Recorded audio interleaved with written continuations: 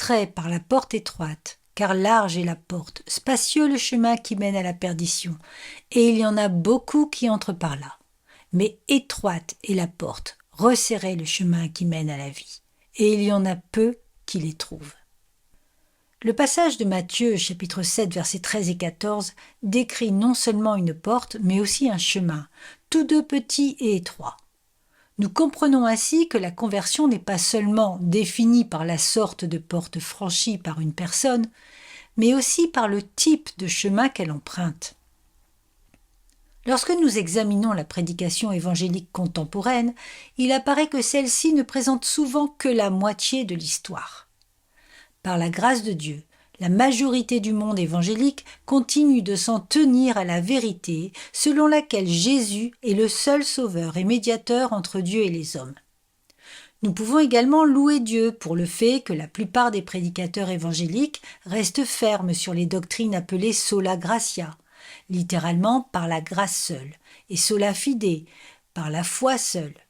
Cependant, bien que l'on prêche beaucoup sur la manière d'entrer dans le royaume, on parle peu des éléments prouvant qu'une personne y est bel et bien entrée.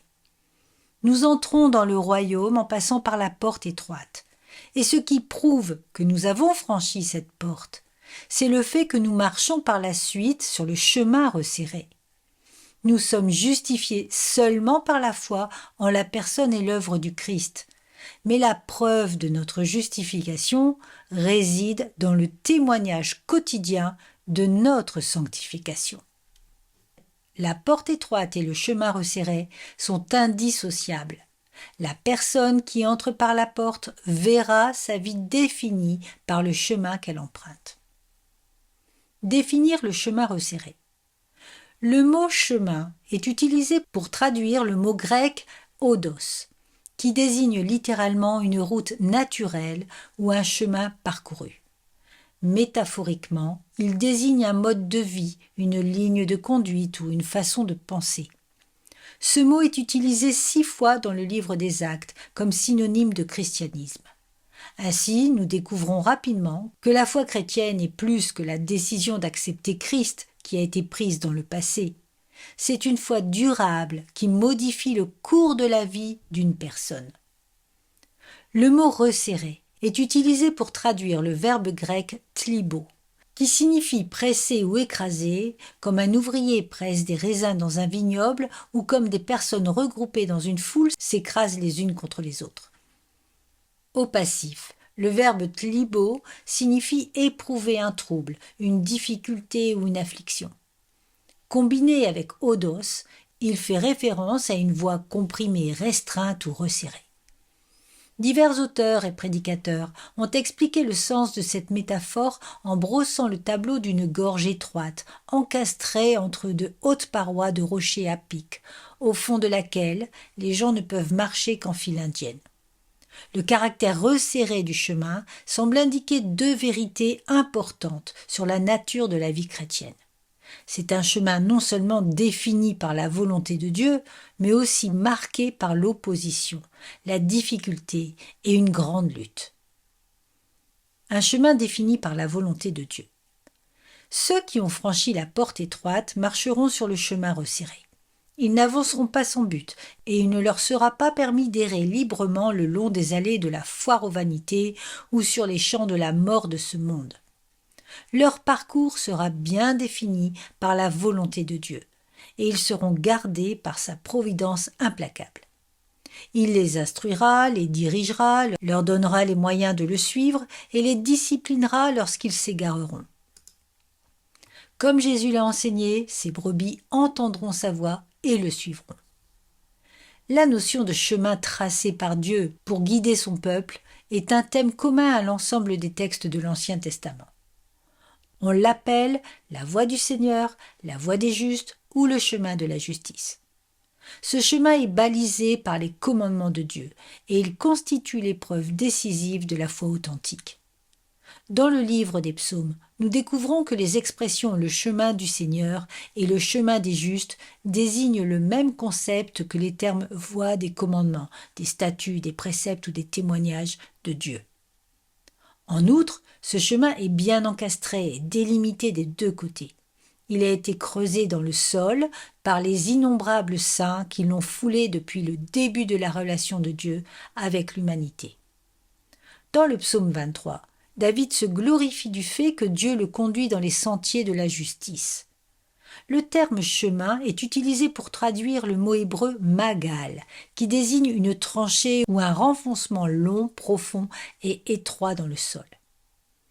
Autre vérité importante concernant le chemin resserré, ces balises deviennent de plus en plus claires à mesure que le saint l'emprunte. Le livre des Proverbes nous enseigne que le chemin des justes est comme la lumière de l'aube qui brille de plus en plus fort jusqu'au plein jour. Lorsque le nouveau croyant pose le pied sur ce chemin pour la première fois, la voie est souvent difficile à distinguer, mais cela devient de plus en plus facile au fil de sa progression. Par le renouvellement de son intelligence, il commence à comprendre quelle est la volonté de Dieu, ce qui est bon, agréable et parfait.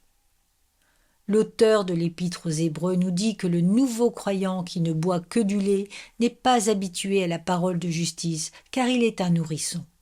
Mais à mesure qu'il grandit, il passe à une nourriture plus solide, et par la pratique, ses sens sont exercés à discerner le bien et le mal. Le chemin resserré est délimité par la volonté de Dieu telle qu'elle est révélée dans ses commandements, ses statuts, ses préceptes et sa sagesse. Cependant, nous devons prendre soin de comprendre tout cela avec le regard fixé sur la personne de Jésus-Christ.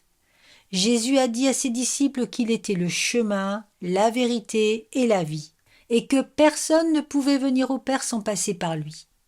Par conséquent, nous devons constamment nous rappeler que sur ce chemin resserré, nous suivons une personne, pas seulement un code de conduite ou un manuel de procédure qui nous indique comment vivre. La vérité propositionnelle est absolument essentielle au christianisme, et nous avons reçu de grandes lois, de grands principes et une sagesse auxquels nous devons obéir. Cependant, ces différents éléments ne constituent pas la somme de la foi chrétienne, et si nous les considérons sans regarder vers Christ, ils peuvent nous conduire sur un chemin dangereux de légalisme et d'égocentrisme. En tant que chrétiens, nous suivons et cherchons à imiter une personne. Les vérités propositionnelles de l'Écriture ont une grande valeur en ce qu'elles nous expliquent qui est Christ et comment nous devons le suivre. Mais elles ne sont pas une fin en soi et ne peuvent être dissociées de Jésus sans faire le plus grand tort au christianisme et aux chrétiens. L'essentiel de cet avertissement est résumé avec force dans les paroles adressées par Christ à ceux de son époque qui avaient réduit la foi d'Israël à un code de conduite vide. Jésus a dit « Vous sondez les Écritures parce que vous pensez avoir en elles la vie éternelle. Ce sont elles qui rendent témoignage de moi, et vous ne voulez pas venir à moi pour avoir la vie. » Christ ne peut être séparé des instructions et des commandements de l'Écriture, mais ceux-ci ne peuvent pas non plus être séparés de Christ. Un chemin parsemé d'embûches. Nous avons appris que le chemin resserré est défini par la volonté de Dieu.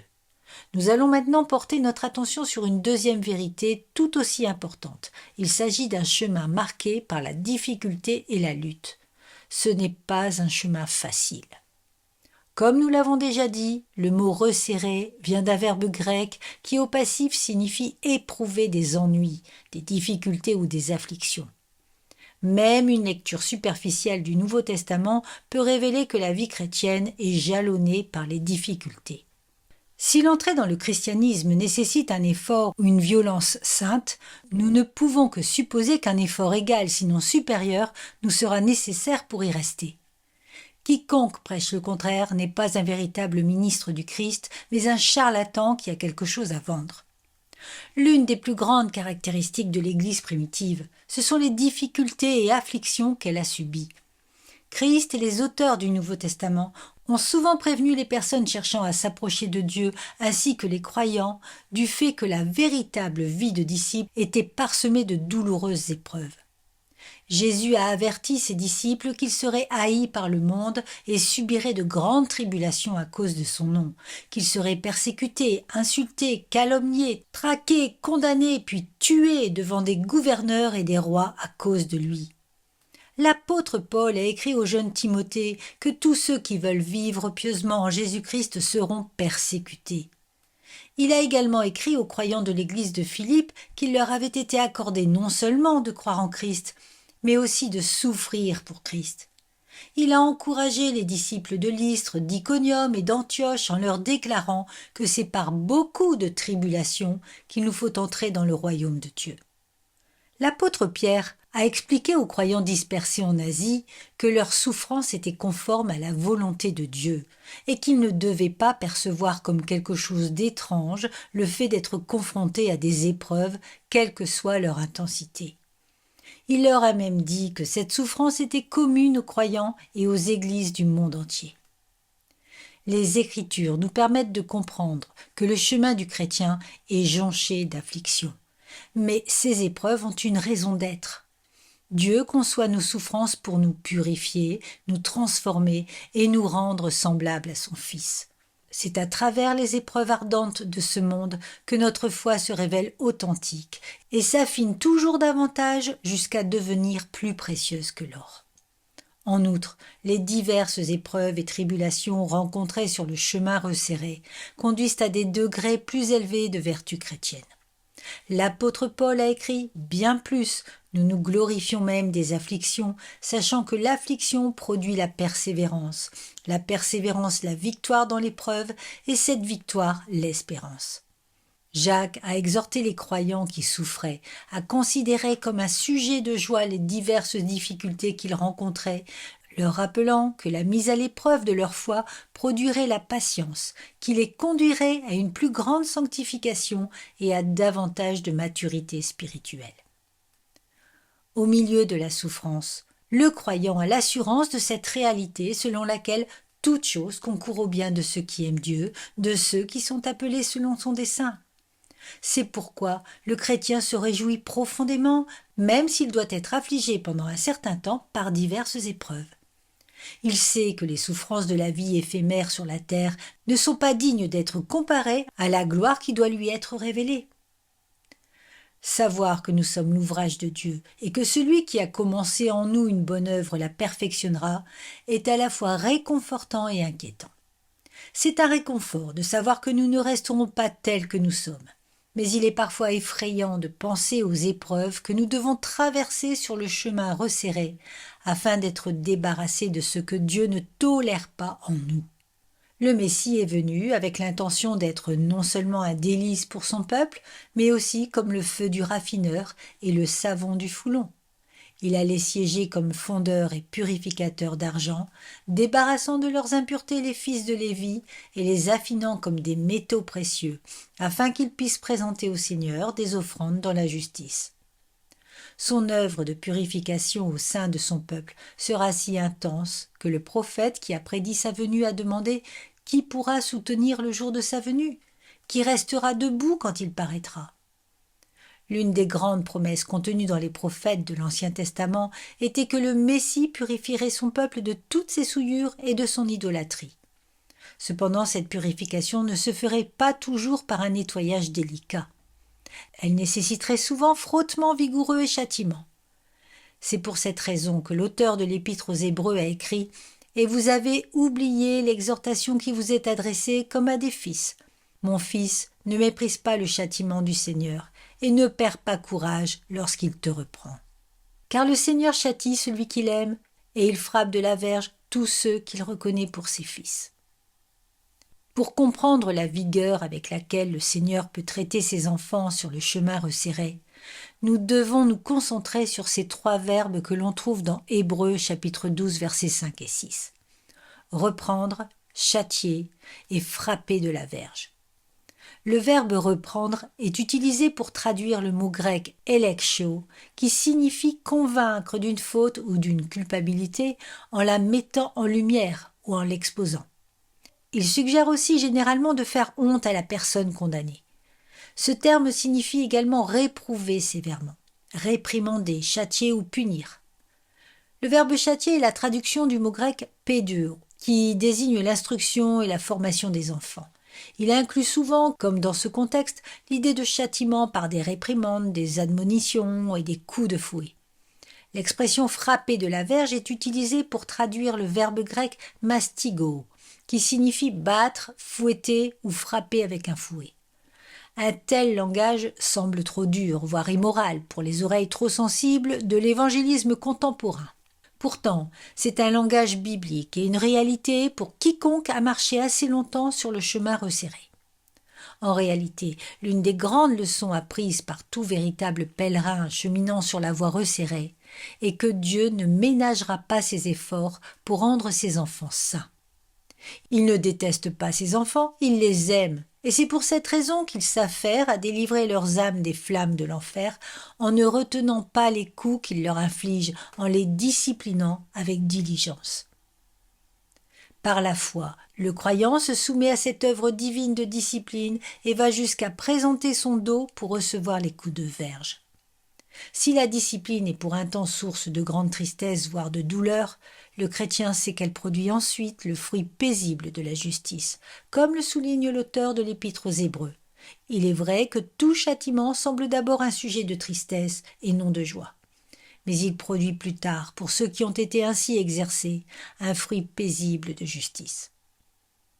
En outre, le croyant sait que tout est conçu par Dieu et dirigé par sa volonté sage et toute-puissante, que les coups de fouet viennent directement de la main de Dieu ou d'un instrument inférieur comme le diable ou le monde.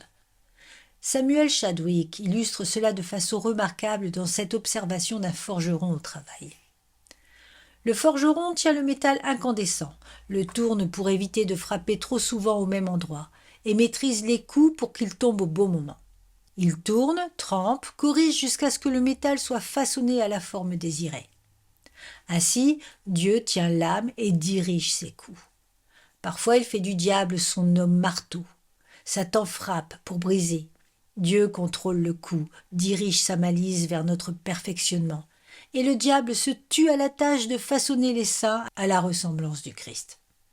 En fin de compte, nous constaterons que toute la discipline de notre vie s'est conjuguée avec la grâce et que nous sommes parvenus à l'accomplissement de notre ressemblance au Fils du Père. Le but glorieux aura été accompli et nous serons comme lui. Dès le réveil, je me rassasierai de ton image. Puisque le dessein de Dieu est le bien de son peuple, nous cherchons à marcher sur le chemin resserré afin de demeurer dans la sécurité et la bénédiction de sa volonté, révélée dans ses commandements et sa sagesse.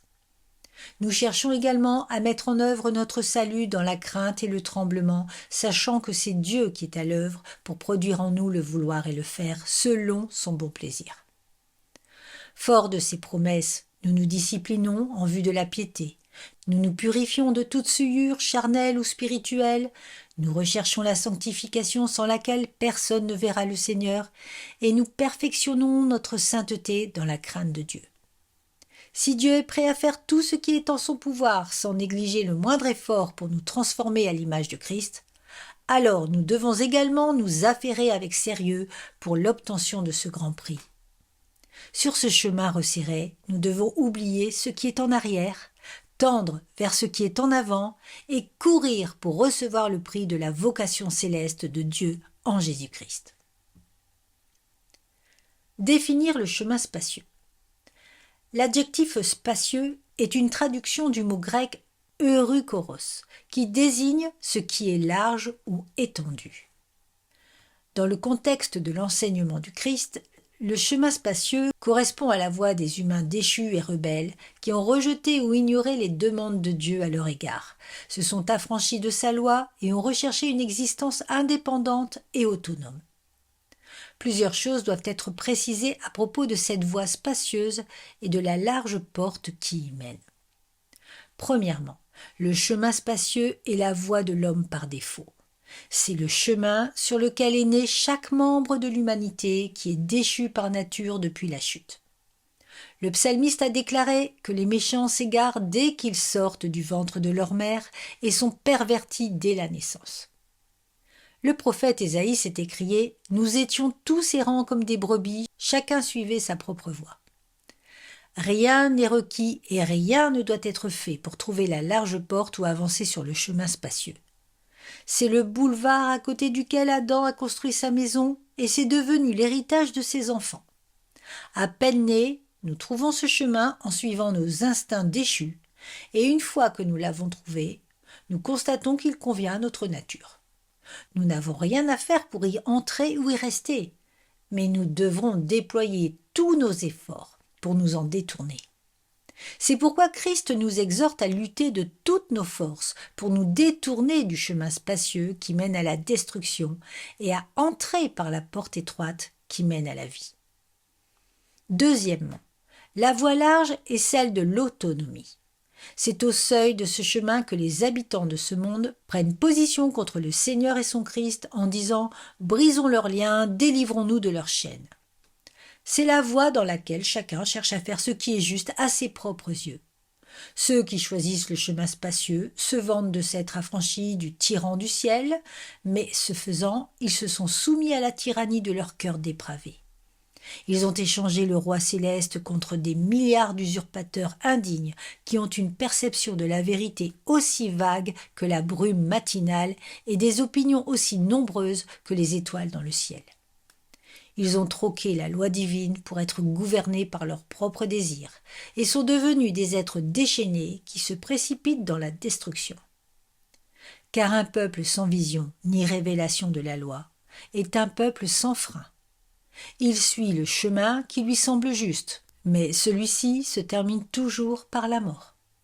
Ils ont supprimé Dieu de l'équation de la vie et ont fait de la vérité absolue un concept extravagant. C'est pourquoi la voie des méchants doit être spacieuse. Sans boussole morale, les gens sont condamnés à errer sans but. Dans un langage effrayant, Jude déclare que ceux qui rejettent la souveraineté de Dieu en faveur de la leur deviennent comme des nuages sans eau, emportés par les vents, comme des vagues sauvages qui rejettent leur propre honte comme de l'écume. Ce sont des étoiles errantes qui sont destinées aux noires ténèbres pour toujours. Bien que ce langage soit sombre et de mauvais augure, il s'applique aussi bien à l'homme d'église qu'à l'athée et à l'infidèle. Nombreux sont ceux qui s'assoient dans nos églises en tant qu'adhérents professant le christianisme, mais qui mènent leur vie en cheminant sur la voie large. Ils n'essaient pas de connaître la volonté de Dieu, ne désirent pas ses commandements, ne cherchent pas les signes de sa providence et ne marchent pas avec circonspection. Plus inquiétant encore, ils peuvent se reposer dans de nombreuses églises évangéliques sans être dérangés et écouter la plupart des prédications évangéliques sans que cela suscite en eux de l'inquiétude. Ils clament sur tous les toits qu'ils appartiennent au royaume, mais la poursuite de leur pèlerinage sur la voie spacieuse réfute leur déclaration. Troisièmement, le chemin spacieux est celui de la satisfaction de soi.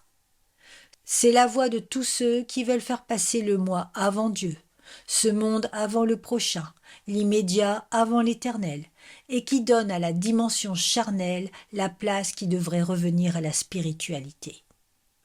C'est un boulevard qui répond à tous les désirs et aspirations de la chair déchue.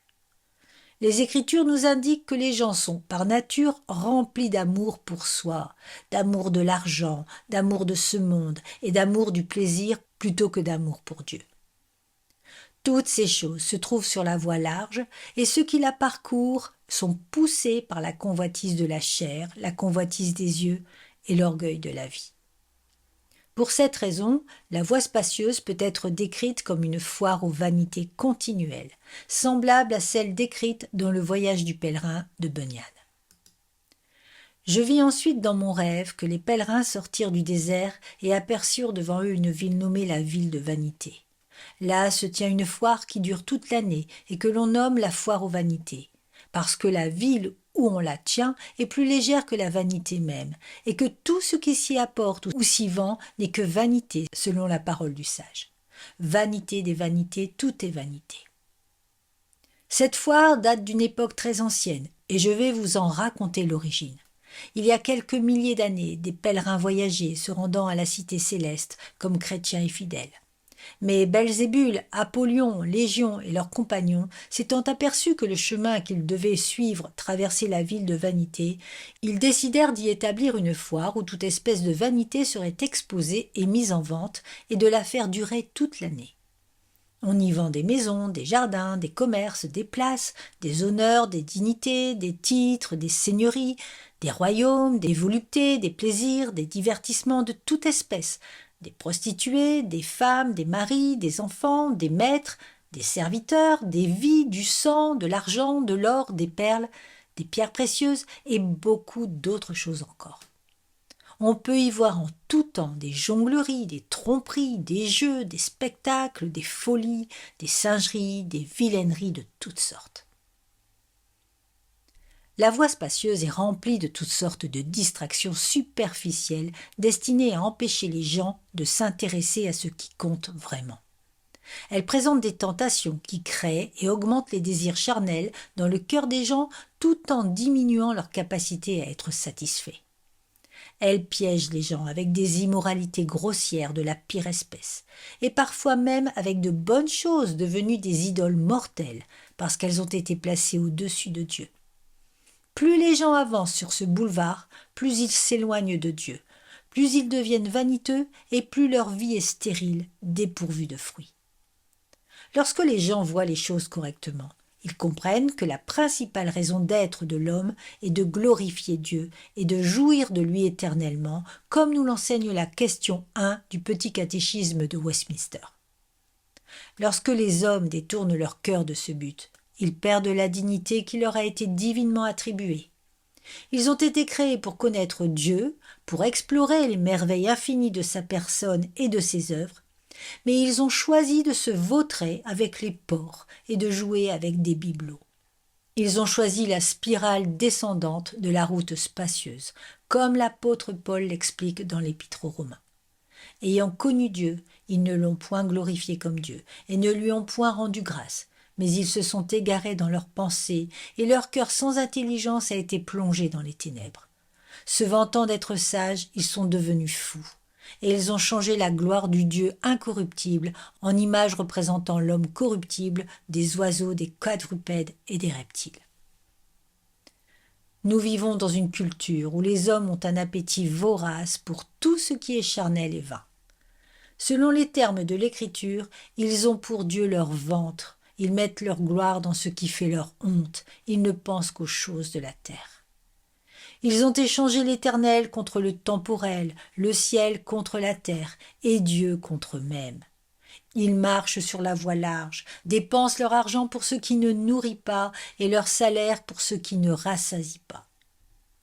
Une grande foule d'êtres humains, parmi lesquels se trouvent beaucoup de ceux qui s'identifient à Christ, avance sur la route spacieuse qui mène à la destruction. Le problème s'aggrave parce que peu d'églises sonnent le clairon ou avertissent les brebis égarées de leur destin imminent.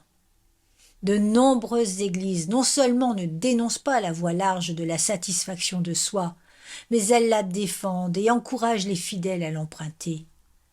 Le chemin spacieux est même utilisé pour attirer les multitudes charnelles au culte dominical. De nombreuses assemblées ne sont plus qu'une foire commerciale et leurs prédicateurs de simples vendeurs de marchandises bon marché.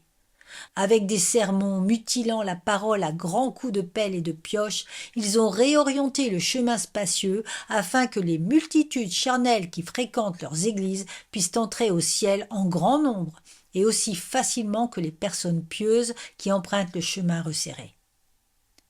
Leur salut est sans croix, sans affliction, sans persécution, sans renoncement à soi. Ils proposent une religion de réalisation de soi et de promotion de soi, une transaction commerciale avec Dieu dans laquelle il est possible de conserver richesse, luxe, extravagance et facilité de vie à partir du moment où l'on paie sa dîme. Ce pèlerinage se déroule sur une voie large et spacieuse, où les soi-disant rachetés avancent bras dessus, bras dessous avec le monde, où la grâce de Dieu est transformée en corruption et où la seigneurie de Jésus-Christ est niée. Les choses ne doivent pas en être ainsi.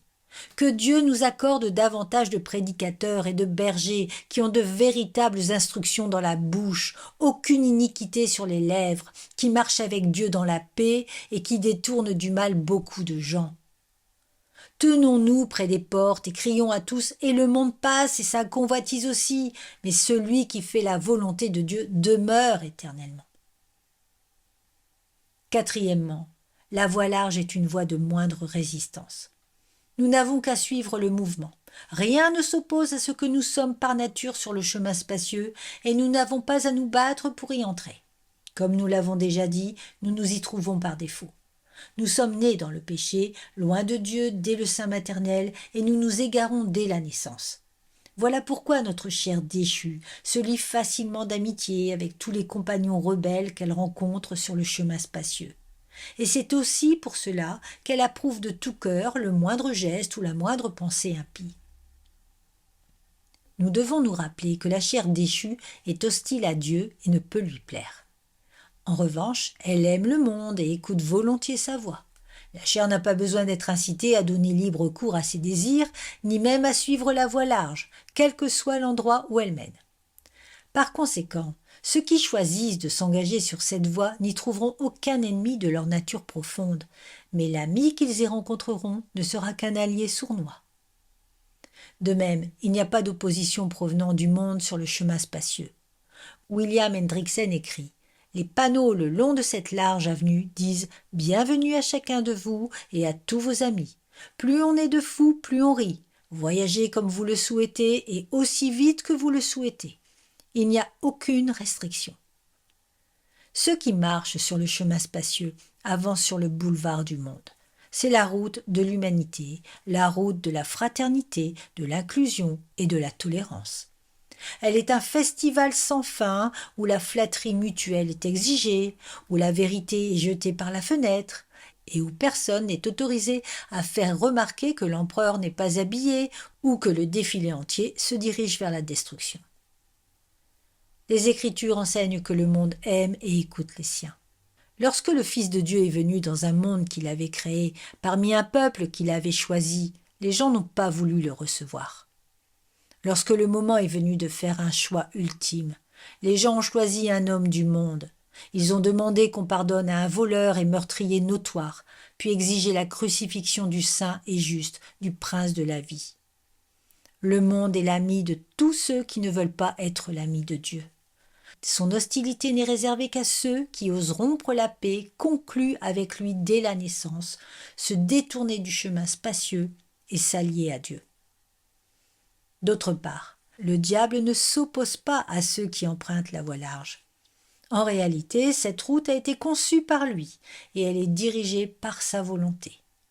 Selon l'apôtre Paul, marcher sur le chemin spacieux, c'est marcher selon le train de ce monde, selon le prince de la puissance de l'air, de l'esprit qui agit maintenant dans les fils de la rébellion. Hendriksen écrit « La voie spacieuse a été construite par le diable. Ses disciples l'empruntent. Le Saint de Dieu qui emprunte le chemin resserré sera constamment tenté, éprouvé et même contrarié au cours de son pèlerinage. Le diable s'opposera à lui à chaque tournant et cherchera à défaire toutes ses tentatives de progrès dans la foi. Sans la protection de Christ, le diable criblerait le saint comme le froment, et il l'écraserait jusqu'à ce qu'il maudisse Dieu. Pour ceux qui empruntent le chemin spacieux, le diable est un ami, mais seulement pour un temps. En effet, bien que du miel coule de ses lèvres et que son discours soit plus doux que l'huile, il finit par être amer comme l'absinthe et aiguisé comme une épée à deux tranchants. Il attire les hommes avec ses belles paroles, les séduit avec ses lèvres flatteuses. Cependant, ses pieds descendent vers la mort et ses pas mènent dans la géhenne. Ceux qui le suivent sur la voie spacieuse sont semblables au bœuf que l'on mène à l'abattoir, à l'insensé enchaîné qui se dirige vers son châtiment, ou au moineau qui se précipite dans le filet de l'oiseleur.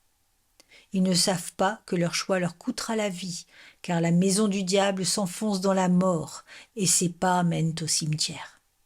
Ceux qui vont vers lui ne peuvent revenir ou retrouver les chemins de la vie. Cinquièmement, le chemin spacieux est celui de l'obscurité croissante. Le livre des Proverbes nous apprend que le sentier des justes est comme la lumière resplendissante dont l'éclat va croissant jusqu'au milieu du jour.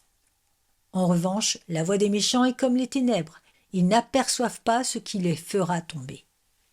Leur intelligence est obscurcie et ils sont exclus de la vie que Dieu donne. Avec le temps, leur conscience se consume comme sous la chaleur d'un fer rouge, le sens de la morale leur est enlevé et ils se retrouvent livrés aux convoitises de leur cœur, à l'impureté et aux passions dégradantes. Un jugement terrible s'abat sur les hommes et les nations beaucoup plus souvent que nous en avons conscience ou avons le courage de l'admettre. Bien qu'il soit indiscutable que Dieu, dans sa grâce, peut sauver même le pire des pécheurs, nous devons avertir les personnes sur le chemin spacieux que chaque pas les rapproche de la réprobation et de leur perte éternelle. Celui qui marche sur ce chemin ne se rend pas dans un lieu où il voudra être sauvé mais ne pourra pas l'être, il se dirige plutôt vers un endroit où il ne s'en souciera plus. À ce stade, son cœur aura été transformé en une enveloppe sèche et son âme sera devenue si peu profonde que les diversions offertes sur la route spacieuse suffiront à le combler. Le chrétien et le faux converti. L'une des grandes vérités à tirer de ces métaphores de chemins resserrés et spacieux est que notre marche témoigne de notre conversion. Nous devons répéter sans cesse qu'une personne est sauvée par la grâce seule, par la foi seule. Notre position juste devant Dieu n'est pas le résultat d'une quelconque vertu ou d'un quelconque mérite de notre part. C'est un don de Dieu. Néanmoins, nous devons également comprendre que ceux qui ont été sauvés par la grâce au moyen de la foi sont devenus l'œuvre de Dieu. Ils ont été recréés en Jésus-Christ pour des œuvres bonnes que Dieu, dans sa souveraineté, a préparées d'avance pour qu'ils les pratiquent.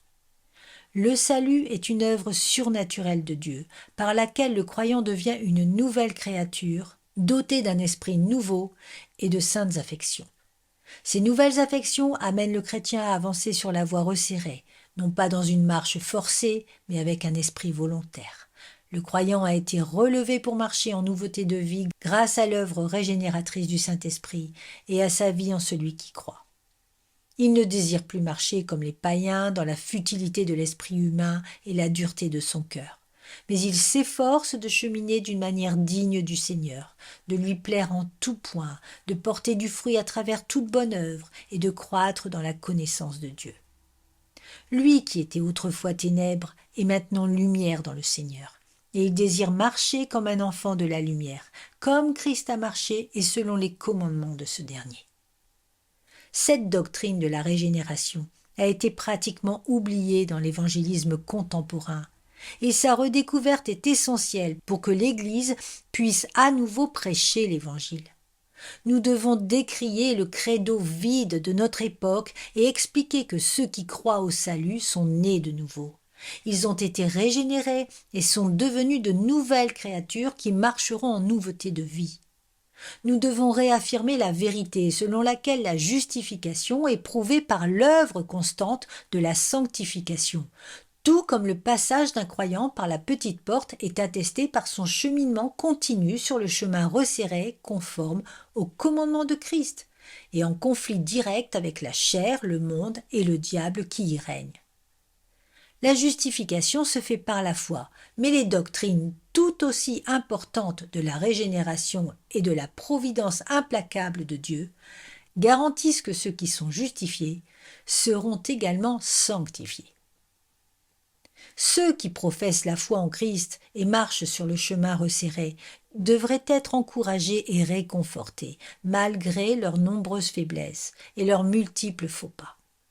En revanche, ceux qui professent Christ tout en se promenant nonchalamment sur le chemin spacieux, en admirant ses curiosités et en achetant ses marchandises, devraient être avertis du fait que Dieu désapprouve leur comportement et mis en garde quant à leur condamnation future.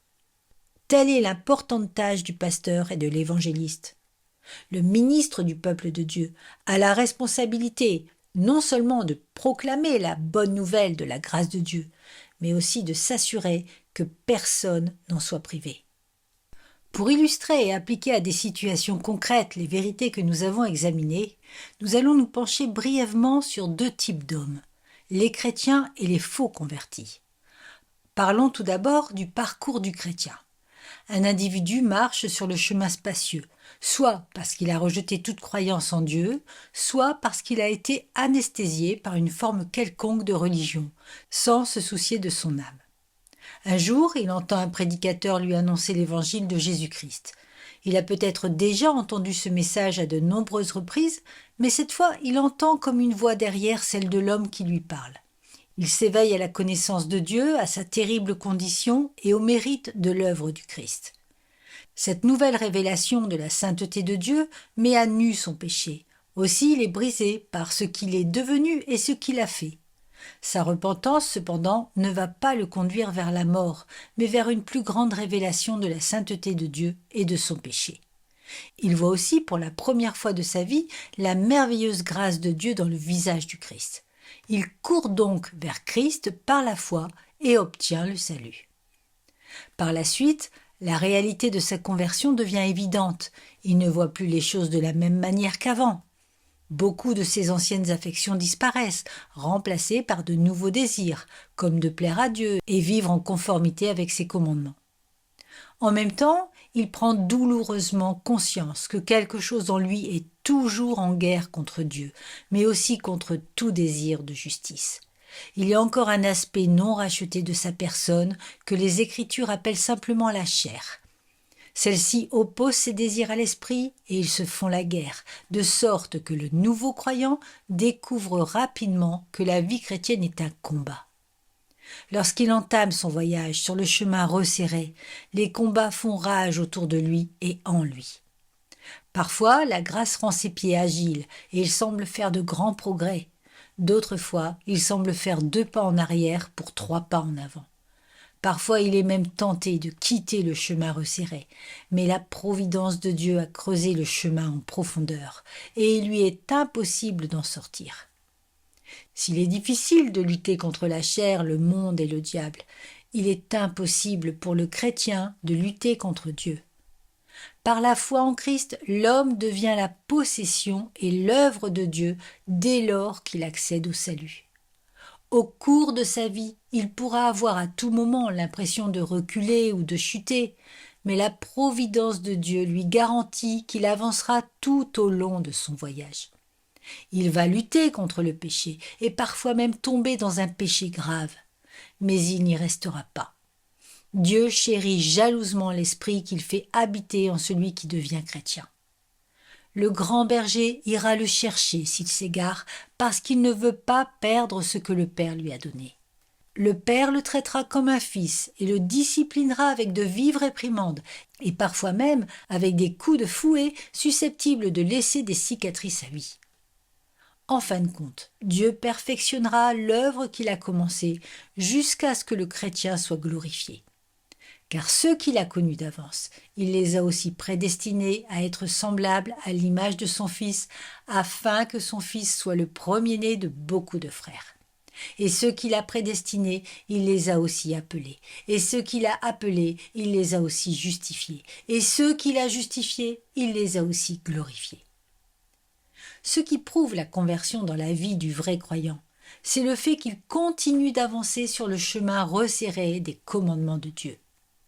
Il est de plus en plus brisé à mesure qu'il prend conscience de la sainteté de Dieu et de l'ampleur de son péché. Pourtant, cette révélation croissante de sa faiblesse et de son besoin de pardon ne le conduit pas au désespoir. Elle s'accompagne d'une révélation toujours plus grande de la grâce de Dieu en Christ. À la fin de ses jours, le croyant se retrouve sur le chemin resserré, plus sain, plus brisé, avec une plus grande appréciation de Christ et une confiance en lui-même bien moins grande qu'au début de son cheminement. Parlons à présent du parcours du faux converti. Il s'agit d'un individu qui marche lui aussi sur le chemin spacieux sans se soucier de son âme. Un jour, il entend un prédicateur lui annoncer l'évangile de Jésus-Christ. Pour une raison quelconque, le message suscite son intérêt. Au bout de quelque temps, il fait une profession de foi en Christ. À ce stade, il y a 2 possibilités. Dans certaines églises évangéliques, il pourrait continuer à suivre la voie spacieuse tout en conservant l'assurance de son expérience de conversion ainsi que l'espérance d'une vie éternelle. Son état inchangé et son faible intérêt pour les choses de Dieu seraient alors simplement attribués à un manque de discipula. Comme beaucoup d'autres membres également trompés sur leur conversion et leur salut auxquels ils pourraient se comparer, ils continueraient sur le chemin spacieux de la destruction éternelle sans recevoir le moindre avertissement de la part des bergers qui sont responsables de son âme.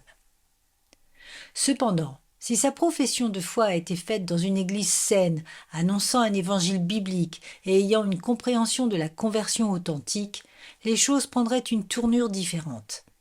L'individu serait instruit sur les caractéristiques du chemin resserré et exhorté à y marcher. Il pourrait alors rapidement rejeter les exigences du discipulat et révéler sa nature non rachetée. Mais des changements de façade apparaissent souvent à ce stade dans la vie du faux converti.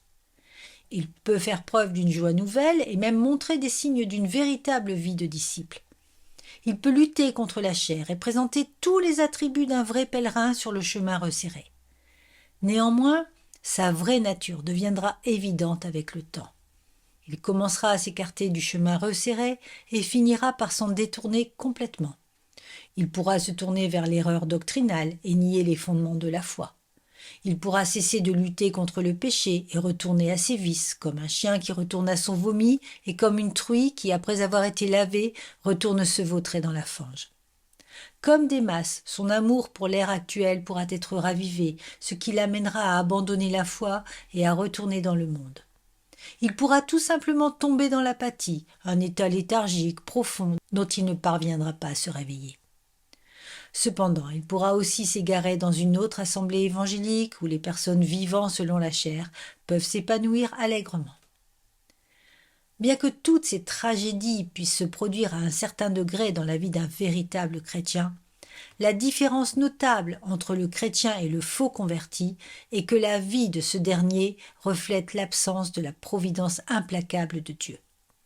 Il n'y a chez cet individu aucune manifestation biblique de la discipline divine. Il est simplement autorisé à faire ce qu'il veut. Il quitte le chemin resserré et déserte le bercail sans qu'aucune intervention divine ne vienne l'en empêcher. Par son apostasie, il se révèle être un faux converti ou un fils illégitime. Cette vérité terrifiante est clairement exposée par l'auteur de l'Épître aux Hébreux. Quel est le fils qu'un père ne châtie pas? Mais si vous êtes exempts du châtiment, auquel tous ont part, vous êtes donc des enfants illégitimes et non des fils. Dans la parabole du semeur, Jésus décrit une personne inconvertie avec la plus grande précision. Premièrement, son cœur est comme un sol rocheux sur lequel tombe la semence de l'Évangile. Le faux converti entend la parole et la reçoit immédiatement avec joie. Cependant, n'ayant pas de racines solides en lui-même, ce qui signifie qu'il n'est pas né de nouveau, son accueil de la parole n'est que temporaire. Lorsque l'affliction ou la persécution survient à cause de celle-ci, le faux converti chute immédiatement. Deuxièmement, son cœur est comme un sol épineux sur lequel tombe la semence de l'Évangile. Il entend la parole, puis celle-ci est étouffée par les soucis du monde, de la vie et la tromperie des richesses qui la rendent infructueuse. Dans les deux cas, le faux converti se distingue du chrétien en ce qu'il ne parvient jamais à la maturité et ne produit pas de fruits qui demeurent. Il est comme la plante décrite par l'auteur de l'Épître aux Hébreux, qui boit la pluie qui tombe souvent sur elle, mais qui produit des épines et des chardons, puis finit par être brûlée. Il est comme l'arbre qui ne porte pas de bons fruits et qui est coupé puis jeté au feu.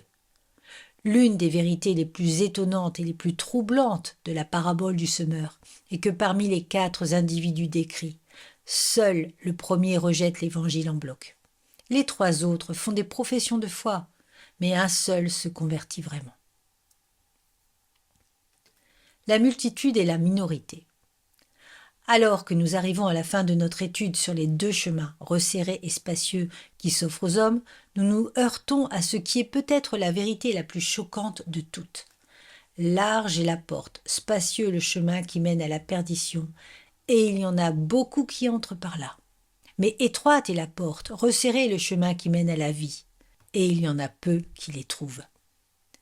Cette vérité devient encore plus brutale lorsque nous prenons conscience du contexte dans lequel Christ a prononcé ces paroles. À première vue, nous sommes enclins à penser que Christ établit une distinction entre ceux qui ne s'identifient pas publiquement à lui et ceux qui le font. Selon cette perspective, les athées, les agnostiques, les païens et les sectaires sont sur le chemin spacieux qui mène à la destruction, et ceux qui confessent Christ sont sur le chemin resserré qui mène à la vie. Si tel était le cas, il serait toujours vrai que la grande majorité de l'humanité est sur la voie de la destruction. Cependant, le cercle tracé par Christ est encore plus étroit que cela. Dans le contexte où il prononce ces paroles, Il ne fait pas de distinction entre les irreligieux et les religieux, ni même entre ceux qui se déclarent en dehors du christianisme et ceux qui prétendent être des disciples. Au contraire, il ne s'intéresse qu'à ceux qui prétendent être ses disciples. Il déclare que parmi ceux qui s'identifient à lui, et même qui le confessent publiquement comme étant le Seigneur, seuls quelques-uns seront sauvés. Cette vérité dérangeante est confirmée par les textes qui suivent, dans lesquels Jésus met fermement en garde ceux qui se prennent pour ses disciples. Premièrement, un prophète qui semble chrétien ne l'est pas forcément. La validité de son ministère et de sa confession ne peut être prouvée que par le fruit qu'il porte, par la façon dont il conduit sa vie. Deuxièmement, parmi ceux qui déclarent avec insistance que Jésus est le Seigneur ou qui exercent un ministère en son nom, tous n'entreront pas dans le royaume des cieux. La marque de la foi authentique et de la véritable conversion est la soumission à la volonté du Père. Enfin, parmi ceux qui écoutent les enseignements de Christ, tous ne seront pas sauvés du jugement qui s'abattra sur le monde. Seuls ceux qui entendent ces paroles et les mettent en pratique le seront.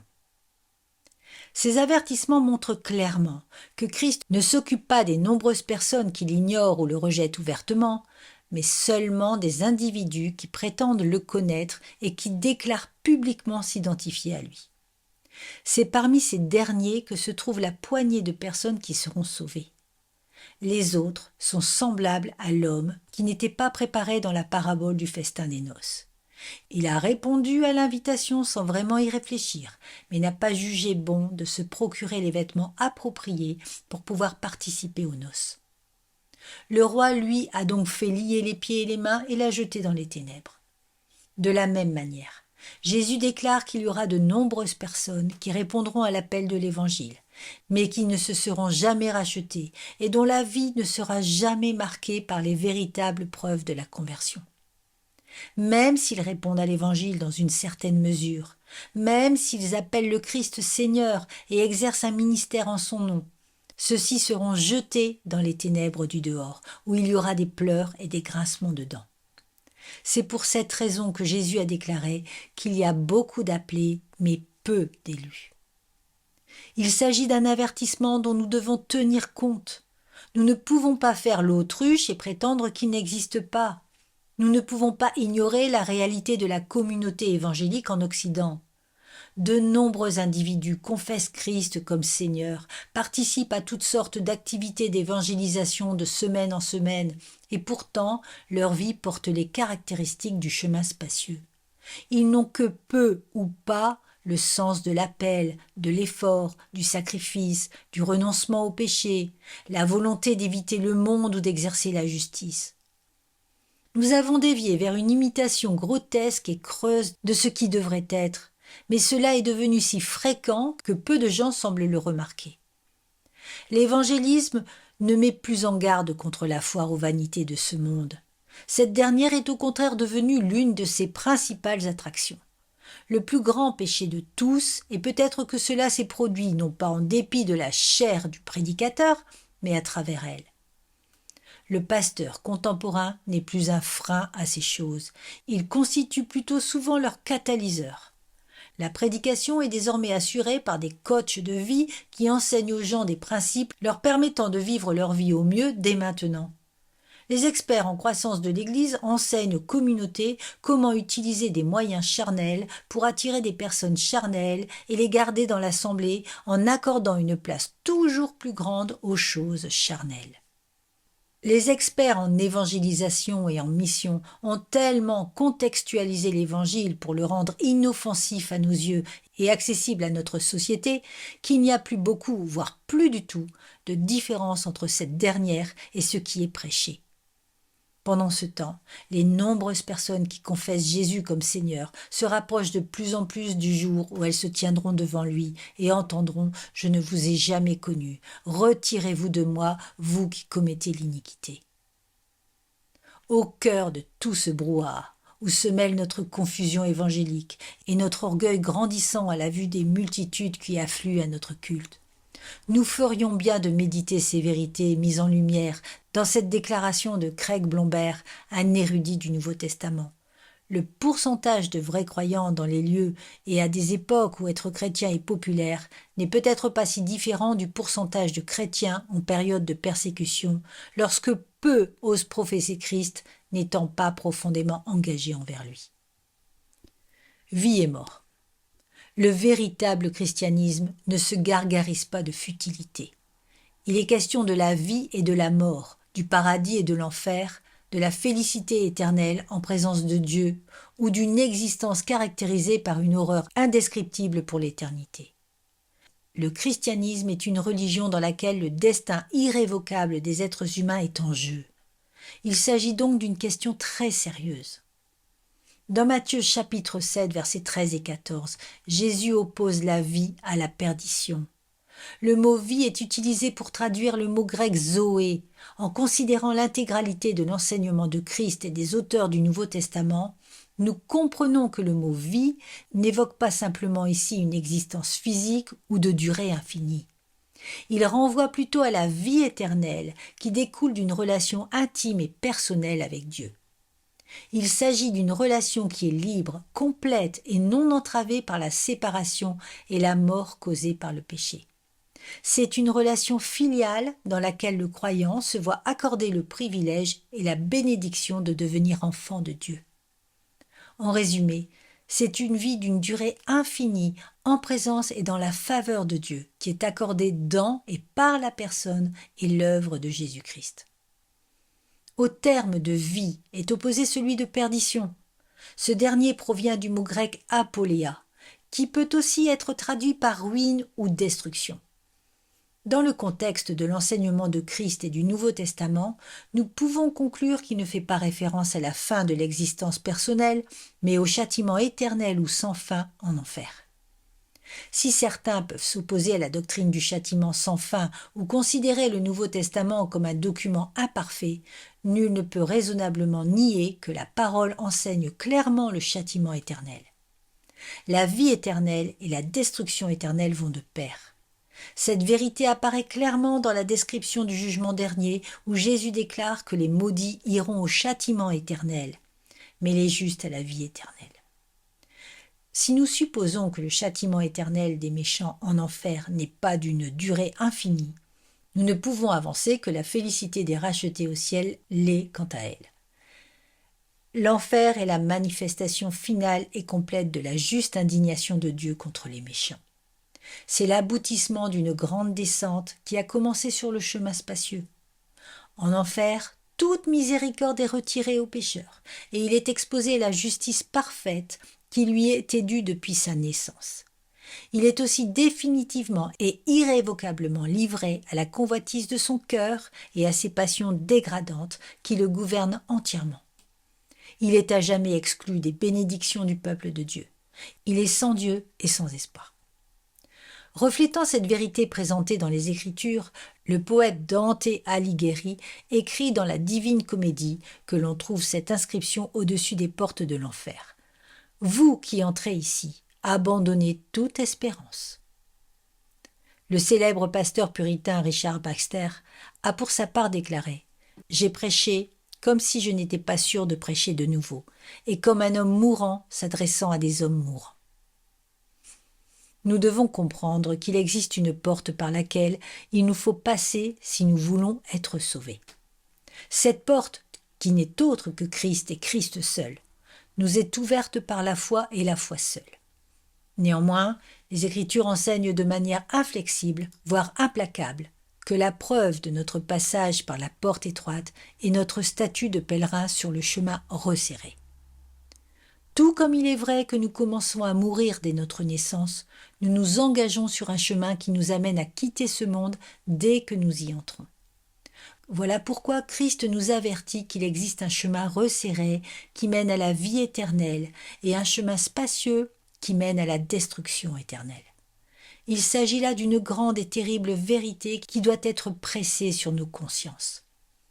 Le prophète Jérémie nous dit que le Seigneur met devant nous le chemin de la vie et le chemin de la mort. Il s'écrie « Ainsi parle l'Éternel. Placez-vous sur les chemins, regardez et demandez quels sont les anciens sentiers. Quelle est la bonne voie? Marchez-y et vous trouverez le repos de vos âmes. » Ne soyons pas comme les habitants bornés de Jérusalem qui ont répondu « Nous n'y marcherons pas ».